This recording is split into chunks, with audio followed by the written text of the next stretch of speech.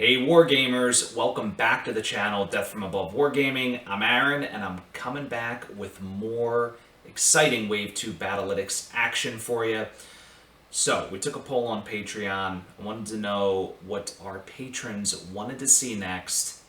This was one of the top choices, the Stone Rhino, aka the Behemoth. Fell in love with this one when I saw that amazing artwork on the cover of the TRO. We were actually talking about that in Discord and over on Patreon as well. Just such an amazing machine, as they say. This thing is 100 tons, and despite the fact it is a second line mech, it is still first line in my heart. This thing is so cool. Twin Gauss rifles, twin large pulse, and a small pulse in the head for good measure. This thing was designed by Smoke Jaguar back in the 2800s. And has persisted all the way into the Ill Clan era, so very cool design. But will it stand up to the test, guys? This thing is 3,001 battle value. That's insanity. It's so many points. It's more than the Direwolf A, which packs 3 large pulse and a Gauss. So how will it stand up? I don't know. I think it's going to do well, but guys, let's dive in and find out. Stay tuned.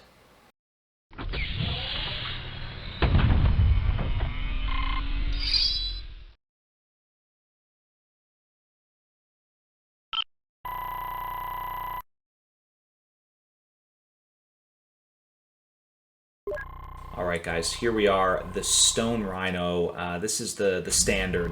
Obviously there are multiple versions of the second line mechs, like there's a Stone Rhino 2, Stone Rhino 3, so on. This is just the plain old Stone Rhino.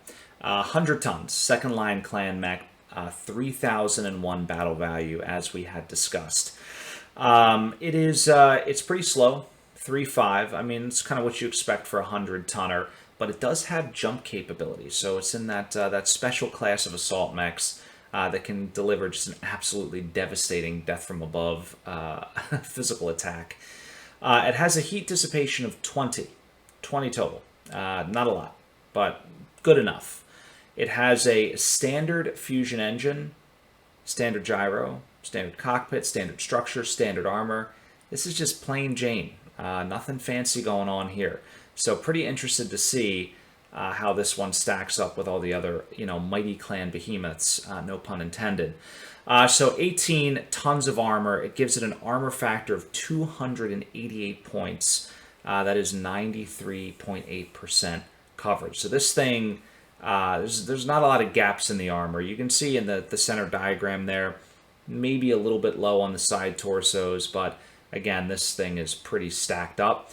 It has upper and lower arm actuators, no hand actuators. Obviously, those are replaced by those impressive clan large pulse lasers, which we all know how much I love those. So again, we talked about the weaponry, right? Twin Gauss, one in each torso, and then it's got the 2 large pulse lasers, one in each arm, and then a small pulse laser in the head. One final note I will say before we dive into the statistics is I absolutely love the new model. They could not have done a better job and really did this mech justice. So I was just really excited when I saw the new model, the renders there. Very, very cool. So let's dive into the numbers here. Start with the offensive stuff as we tend to do.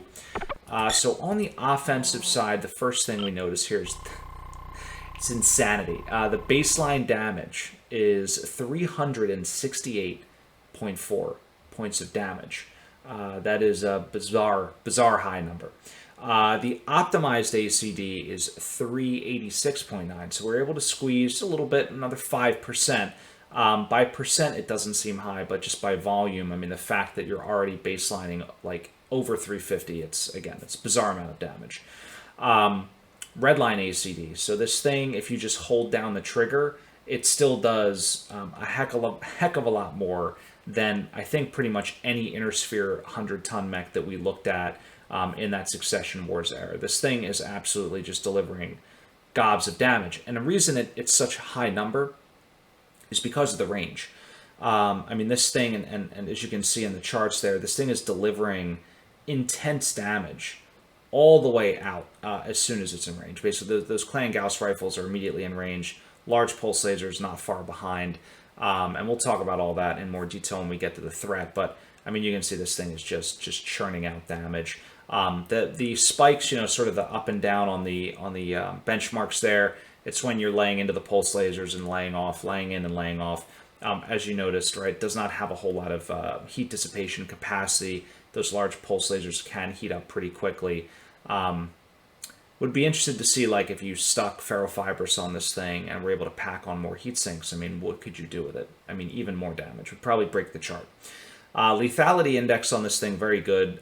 Was basically poking around 100% kills at 10 inches. So basically, you know, halfway through this 12-turn simulation, that Javelin's almost dead 100% of the time. Average time to kill was only 4.76. So on average, it only takes, again, 4 3/4 turns to put that Javelin out of its misery, which isn't that surprising when you look at the, you know, the size and caliber of the weapons mounted on this thing. So whether you're fighting a Javelin that's small and fast, or whether you're fighting another assault mech, I mean, this thing is going to carve up its enemies, which is a good sign out of the gate, because, again, 3,000 battle value. Again, this is base if you have a 4 gunnery, 5 piloting. 3,000, it's an astronomical amount of points. You can almost fit a whole Intersphere Lance into 3,000. But let's check out the defensive benchmarks. Now, no XL engine, so excited to see how survivability is on this one. So, survivability. Where are we at? We're at 94.9%. That's very good. Just checking out the armor diagram there. As you can see, the thing is pretty well filled up. It is at target pretty much everywhere. The legs maybe just a little bit below, but overall, I think this thing is in really good shape. Mobility analysis, it basically never loses any mobility. There's just so much armor on the legs, even though those are allegedly the weak spot. It has so much armor on the legs, over 12 turns and 10,000 simulations. It's averaging a 1.9 target mod by the very, very end of the game. It's barely losing anything. Actually, it's at 1.99 after 10,000 turns, so it's losing 0.01, which is not very much. It does have, one roll again slot in the legs. 5 of them are packed out, so it has one that you could potentially hit that isn't a leg actuator or a foot actuator or something along those lines. So very, very infrequently losing mobility. And again, even if it does, it still has those mighty jump jets, right? 3 massive jump jets to get this thing in the air. That's pretty good. So, and that's helpful also to, like, clear the, the depth 1 river, or, get yourself up and over like a level 2 bluff. Get this thing into a really good firing position. I think those jump jets on a mech like this, I think really, really good design. I just love long-range firepower. I think it's just fantastic. It's hard to beat. Hard to beat on a mech like this for sure. Let's dive into. Well, actually, before we move on, let's take a closer look at the survivability chart. One thing that you probably won't be surprised about: how low the engine deaths are.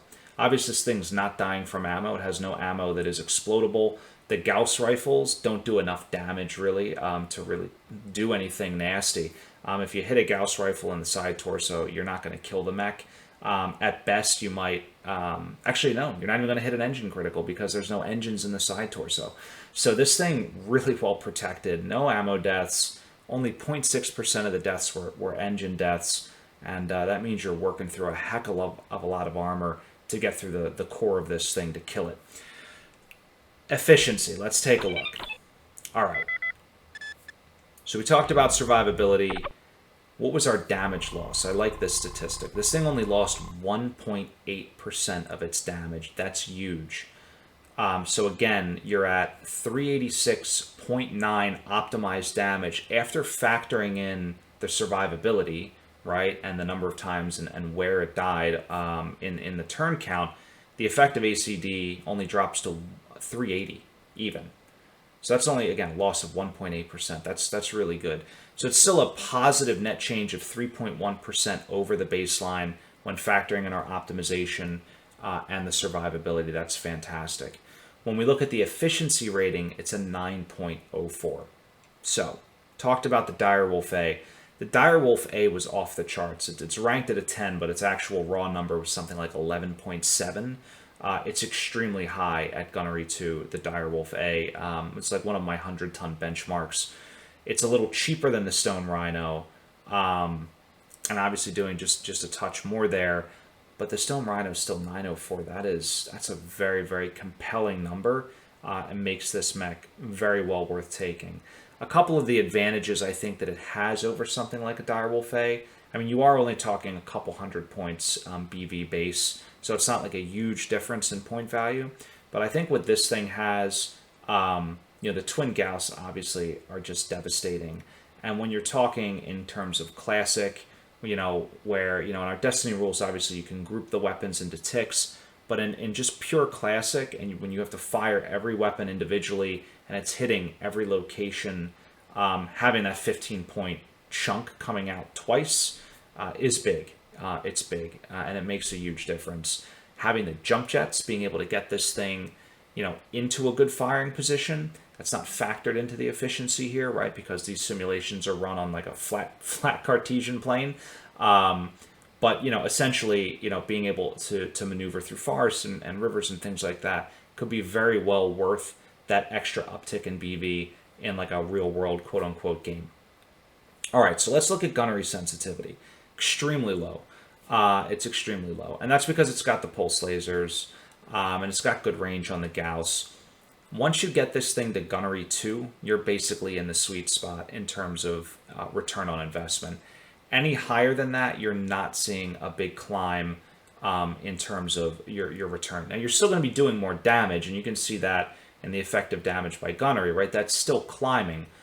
But again, you're paying more for it, right? So the return on investment, right? The ratio between points spent and damage dealt really does not change, right? And that's, you can see in that gunnery sensitivity, it goes up and then it kind of flatlines a little bit. So gunnery 2 definitely where I think that the sweet spot is for this mech. But even playing it at a gunnery 3, if you're trying to scrape by on points, because this thing is meaty, it's expensive, I think that would be fine too. So that's efficiency. So far, I'm pretty pleased with this mech. I think it is very capable. Definitely one I'm looking forward to playing at some point. I think I'm going to put the Stone Rhino in my Ghost Bear Force. I'm making a Ghost Bear Force, and then I'm going to continue expanding that Clan Wolf Theta Galaxy that I have. So I think, though, this one, I think I'm going to put it in the Ghost Bear Force. But we'll see. We'll see. That's a story for another day. Let's talk about the role evaluation here. Let's talk about where I would play this thing, and then we'll talk about threat and how all these things fit together. So first and foremost, a defender role. It's slow, right? So if you can keep it on a base, on an objective, holding down a particular quadrant, it can just sit there and camp, right? It doesn't even have to move. I mean, this thing is just a walking just slab of armor with tons of range. As long as you're in range, and likely you will be, this thing really does not need to be extremely mobile and moving around. You can get it into, like I said, prime position, use those jump jets to clear a forest or line of sight blocking terrain. Fantastic in that role. I guess I'm sort of also describing a fire support role. Where you play it in the backfield, it can kind of move up and support faster and lighter, heavy mechs like Timberwolves and things along those lines. I think this thing again just thrives at long range. There's no reason I would ever want this thing in like a city or a brawler role. Again, it can't arm flip. It does have the minimum range on the Gauss, so there's really no reason to get it in close. I guess if you have to fight this thing, you might as well try to get close to it and get in its rear arc and try to outmaneuver it. But again, with those jump jets, it makes it very tough. Still, keeping this thing at range is, I think, where it's best. The last role I might play this in is a Vanguard role. Centrally deployed, moving up the field. Make it a target. Let it soak up some fire. I mean, similarly, the Clanbuster King Crab, right, that comes to mind is that similar type of role. Although the Clanbuster Crab, obviously, I think, has those SRM2s and things like that, so you're slightly more incented to get it into closer range. But even this thing, if your opponent is silly enough to prime it, it's gonna take them a really long time to bring it down.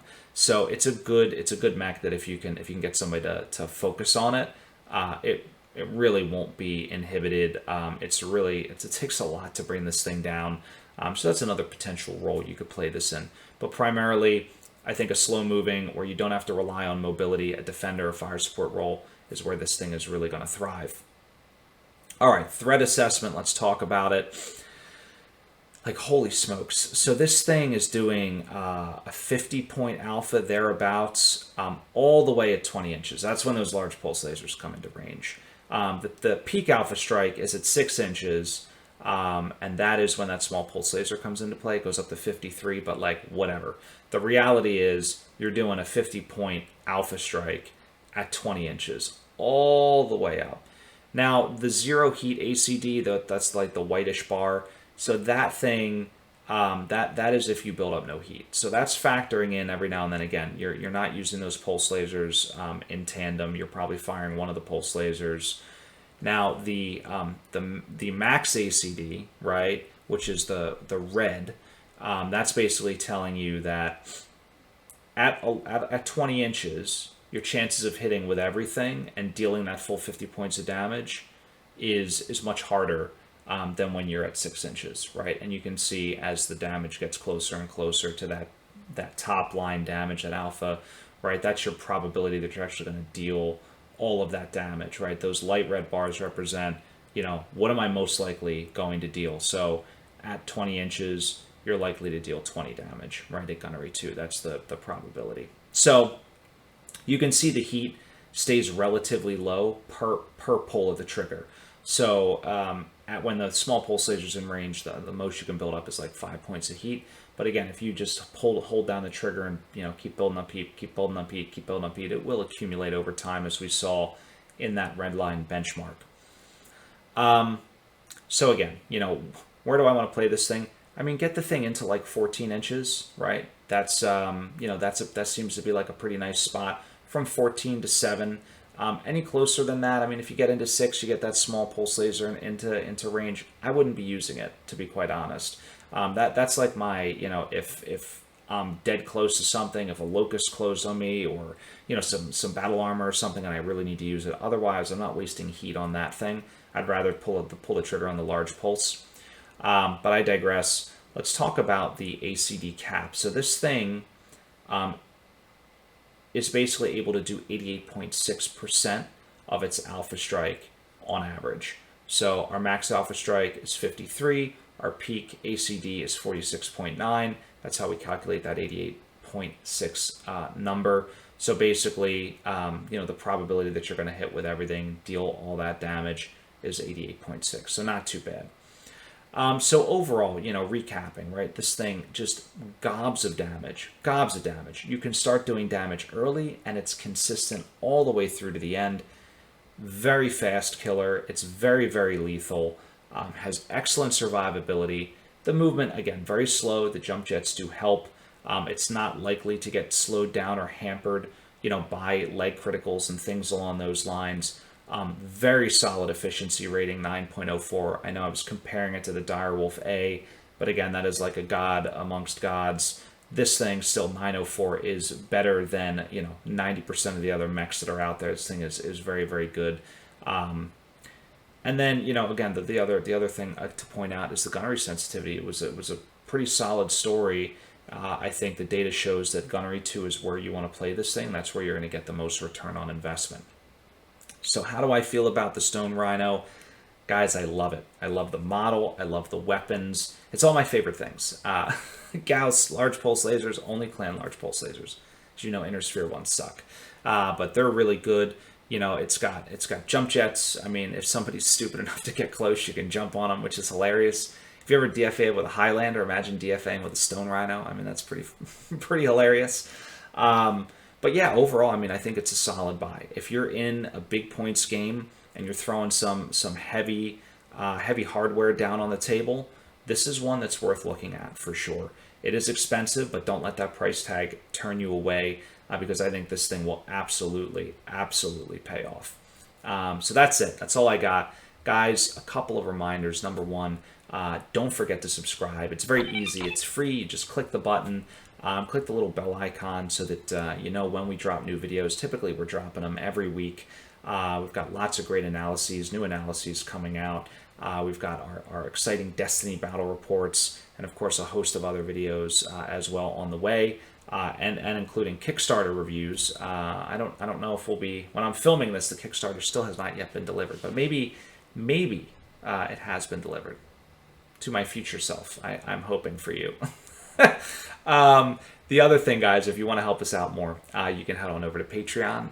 It's as little as $1, helps out the channel. You can get access to some exciting things, first looks. If you want to jump up to the $5 tier, there's a whole bunch of digital tools. We're sort of slowly revamping those, getting them on the web. We're doing some really cool stuff. So if you want to help out, of course, that is an exciting way to do so. Of course, check out Ares Games and Minis. He's going to have all the star packs, lance packs, box sets, rule books, dice, anything you need to satisfy your Battletech addiction.